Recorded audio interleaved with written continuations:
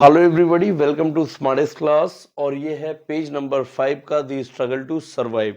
मतलब फ्रांस के जो लोग थे वो स्ट्रगल कर रहे थे जिंदा रहने के लिए। क्यों? सबसे पहली बात, 1715 में जो पॉपुलेशन थी वो थी 23 मिलियन, मतलब 23 लाख। और 1789 में जो पॉपुलेशन बढ़ के हो जाती है वो हो जाती है 28 मिलियन। इसका मतलब जो पॉपुलेशन होती है वो बढ़ के हो जाती है 23 मिलियन से 28 मिलियन। लेकिन जो लैंड था अंडर कल्टीवेशन, जो क्वालिटी थी एग्रीकल्चर की, उसका कोई डेवलपमेंट यहाँ पे नहीं देखने के लिए मिलता है। मतलब राजा ने कोई एग्रीकल्चरल डेवलपमेंट किया नहीं होता है। बट जो महंगाई होती है, जो प्राइस राइज होता है, उसके हिसाब से उनकी सैलरी कम हो जाती है। इसके बाद gap between rich and poor widen, मतलब जो पुअर थे वो और ज्यादा पुअर हो गए और जो रिच थे उनके बीच में बहुत ज़्यादा गैप बढ़ गया, क्योंकि जो रिच थे उनके पास लैंड था, वो ऑलरेडी उनके पास पैसा आता था। इसके बाद इस पे आप एक और टॉपिक देखते हो, सबसिस्टेंस क्राइसिस। ये क्या होता है?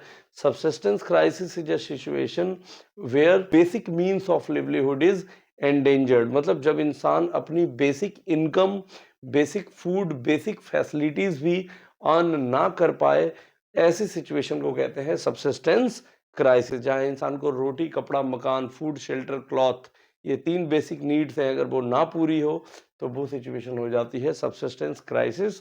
और यही फ्रेंच रिवॉल्यूशन में इस समय में हो रहा था।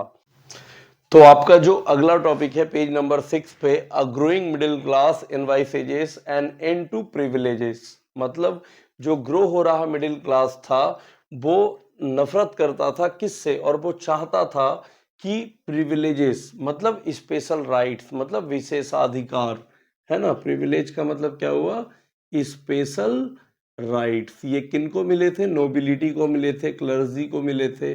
और ये नोबिलिटी और क्लर्जी को जो राइट्स मिले थे, ये कैसे राइट्स थे? जैसे टीथे, टैले, टाए, टे, जो वो लेते थे थर्ड स्टेट के लोगों से। ये लोग चाहते थे, मिडिल क्लास के लोग, कि जो भी हमारे जो स्पेशल राइट्स हैं सोसाइटी में, वो केवल फर्स्ट स्टेट और सेकेंड स्टेट को ही मिले हैं।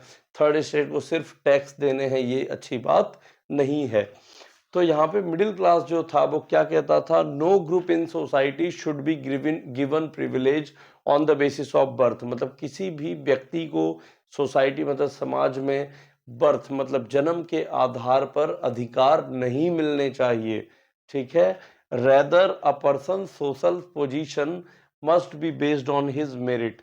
मतलब किसी व्यक्ति का जो सोशल स्टेटस हो वो किस पे बेस्ड होना चाहिए? उसके मेरिट पर, उसकी क्वालिफिकेशन, उसके नॉलेज, उसकी कैपेबिलिटी पर बेस्ड होना चाहिए।